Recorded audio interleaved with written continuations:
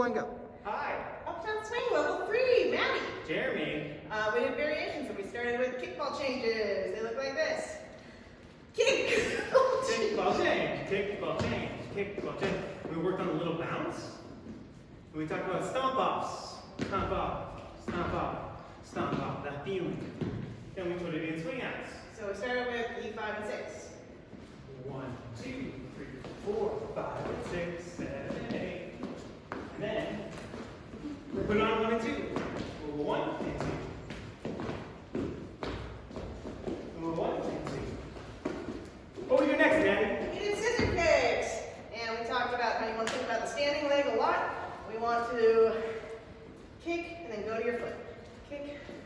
You're really loading up on these bent legs so that you can push off them and go the other way.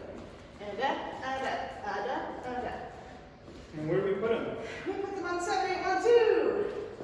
1, 2, 3, 4, 5, 6, 7, 8, 1, 2. 5, 6, 7, 8, 1, 2.